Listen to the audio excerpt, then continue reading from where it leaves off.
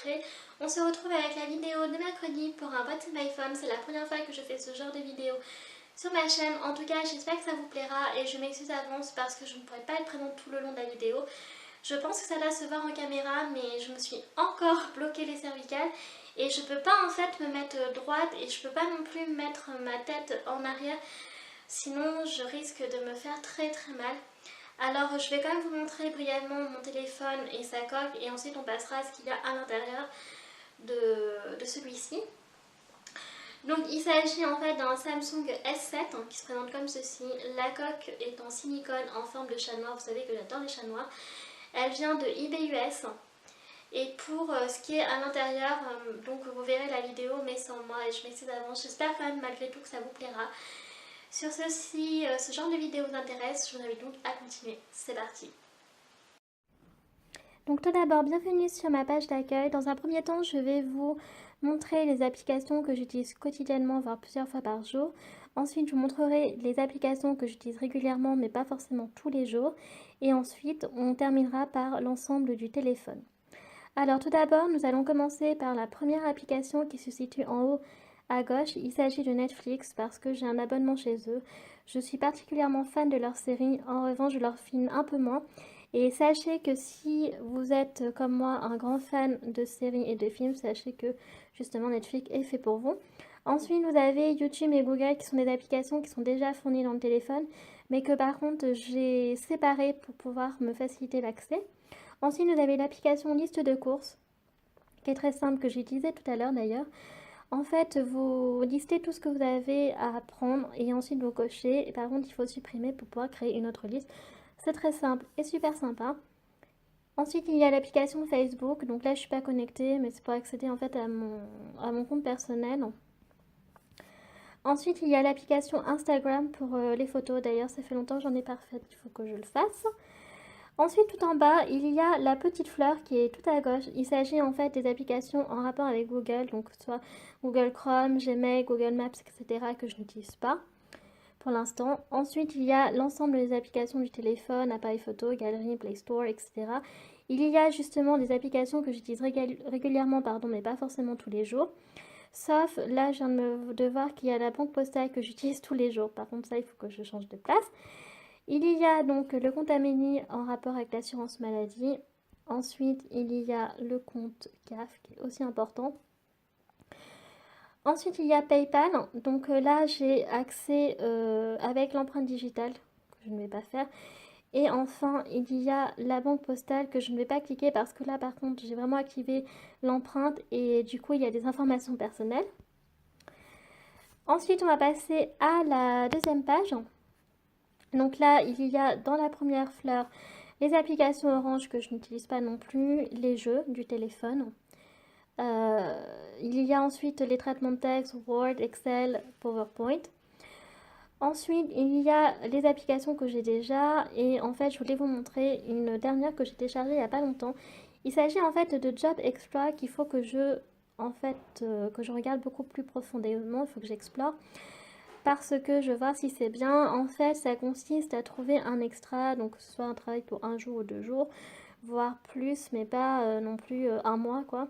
Et en fait, vous pouvez aussi trouver des CDD et CDI en fonction du domaine recherché. Par contre, apparemment, il n'y a pas tous les secteurs, donc il faut bien vérifier.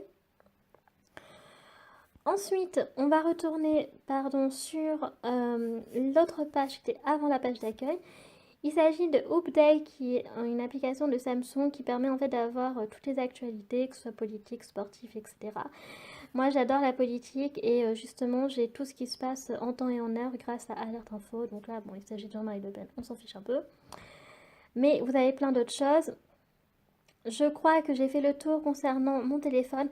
Maintenant, si vous voulez savoir d'où provient mon fond d'écran, eh bien sachez que si vous avez un Samsung S7 et S7H, parce que mon copain il a le S7H et c'est lui qui m'a montré, eh bien c'est possible d'avoir le même que moi. Par contre, si vous avez un Samsung mais que ce n'est pas forcément les modèles que je viens de citer précédemment, eh bien je vous invite à regarder dans votre téléphone. En revanche, si ce n'est pas du tout le cas, que vous ne possédez pas de Samsung, eh bien il sera difficile d'avoir exactement le même que moi pour la simple et bonne raison qu'il s'agit d'une application Samsung.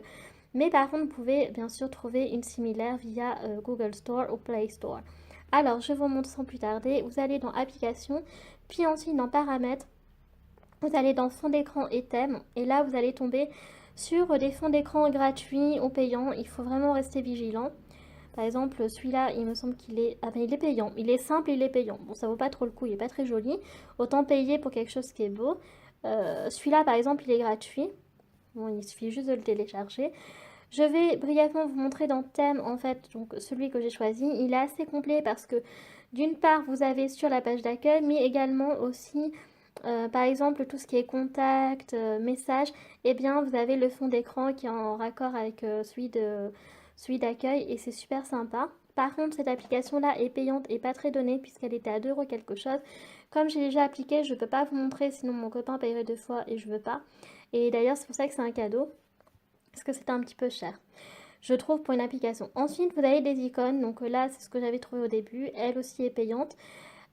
Du coup, là, par contre, c'est que les icônes. Hein, vous voyez, pas plus. Par contre, ce qui est bien avec les applications Samsung, c'est que vous avez l'essai gratuit. Ça veut dire que pendant 5 minutes sur votre téléphone, vous allez pouvoir l'avoir gratuitement. Et ainsi pouvoir voir si ça vous plaît ou pas. Si c'est le cas, bah, du coup, vous achetez. Sinon, bah, vous achetez pas. Et puis ensuite, c'est pareil, je pense qu'il y a des gratuits et des non gratuits. Par exemple, celle-là, c'est gratos. Voilà. Bon, après, c'est pas très joli, c'est toujours pareil. Souvent, je trouve que ce qui est sympa est payant. Mais enfin bon, après, chacun voit comme il veut. Donc là, moi, c'était thème Sakura, mais vous pouvez, par exemple, on va aller dans Butterfly. Là, c'est les papillons. Donc celui-là, par exemple, est super sympa et il est payant, celui-là, vous voyez. Donc 2 €. Par contre, la qualité est génialissime. Ensuite, je voulais vous montrer quelque chose, donc je reviens sur l'écran d'accueil. Par exemple, on va aller dans Messages et on va prendre par exemple la conversation avec mon copain. Je veux lui répondre. Eh bien, j'ai personnalisé aussi mon clavier. Pour cela, par contre, c'est accessible à tout le monde, que vous ayez un Samsung ou un iPhone, etc. Il suffit juste en fait d'aller dans Google Store ou Play Store, c'est là que je l'ai trouvé. Vous savez très bien comment ça marche. Ensuite, vous allez dans... vous téléchargez Panda Keyboard. Ensuite, vous allez avoir plusieurs sortes de claviers, tous les thèmes. Alors les goûts et les couleurs ne se discutent pas parce qu'il y en a beaucoup, mais que j'aime pas forcément, mais j'ai quand même réussi à en trouver un. Et vous allez dans Mine, enfin pour moi, et celui que j'ai c'est le Pink Sakura, qui se présente comme ceci. Sur ce, cette vidéo est terminée, j'espère qu'elle vous aura plu malgré tout. Si vous avez aimé, n'hésitez pas à laisser un pouce bleu, à cliquer sur le do not pour vous abonner pour plus de vidéos.